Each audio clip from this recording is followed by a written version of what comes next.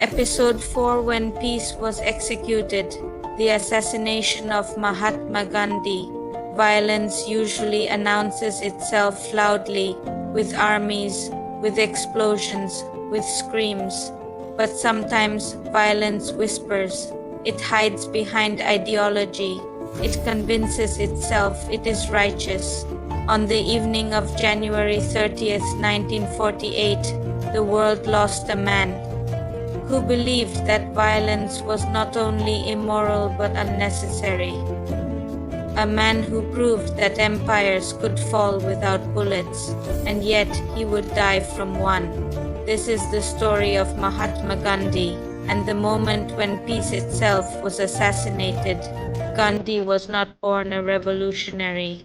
He was shy, physically unimposing, soft-spoken to the point of awkwardness. There was nothing about him that suggested destiny except persistence. His power did not come from strength, wealth, or fear. It came from refusal. Refusal to hate. Refusal to obey injustice. Refusal to become what he opposed. This refusal would eventually break the British Empire, but it would also make him enemies who believed peace was betrayal. India under British rule was not simply occupied, it was reshaped.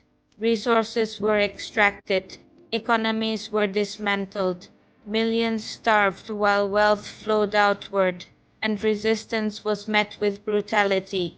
Many Indians believed only one solution remained: violence. Gandhi disagreed. He developed Satyagraha, a philosophy of nonviolent resistance grounded in moral pressure rather than physical force. To suffer without retaliation, to expose injustice by refusing to participate in it. To the British, this was deeply inconvenient. To extremists on all sides, it was unforgivable. As independence grew closer, India fractured internally. Religious divisions hardened. Fear replaced unity. The demand for partition split the subcontinent into India and Pakistan. What followed was one of the largest and bloodiest mass migrations in human history. Trains arrived full of corpses, villages burned, neighbors butchered neighbors. Gandhi was devastated. He fasted to stop the violence. He walked into riot zones unprotected. He begged his people to remember their humanity. To many, he was a saint. To others, he was a traitor. Among those who hated Gandhi was Nathuram Godse. Godse believed Gandhi had weakened India, that he favored Muslims, that his insistence on tolerance had allowed the nation to be divided. In Godse's mind, Gandhi was not a peacemaker. He was an obstacle, and obstacles, in the logic of extremism, must be removed. Godse watched Gandhi closely. He studied his movements. He convinced himself that murder was not only justified but necessary.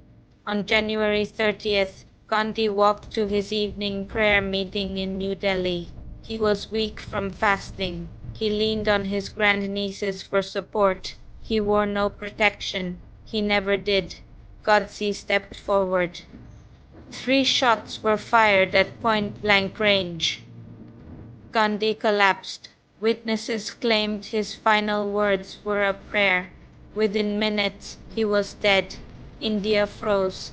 Then it erupted not in violence, but in grief. Millions lined the streets. Leaders around the world mourned.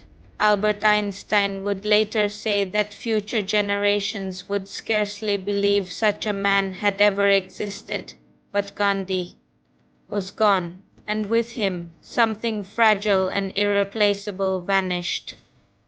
If you're following this series through the moments where history chose blood over restraint, remember to subscribe and stay with the series.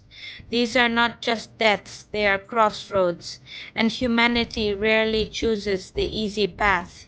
Godse was captured immediately. At his trial, he showed no remorse. He spoke calmly. He believed history would vindicate him. He was wrong. He was executed in 1949, but the damage was already done. Gandhi's assassination proved something deeply unsettling. Nonviolence does not protect you from violence. Moral authority does not guarantee safety. And peace, when it threatens power, becomes a target. The man who defeated an empire without firing a shot was killed by one fired at close range. Gandhi once said, "An eye for an eye will make the whole world blind." His death proved another truth. Even those who preach sight can be killed by those who prefer darkness. In the next episode, a motorcade in Dallas, a rifle aimed from above, a nation watching in disbelief as its future collapses in seconds. Episode 5, John F. Kennedy, the assassination that never ended, because some deaths do not fade into history, they echo.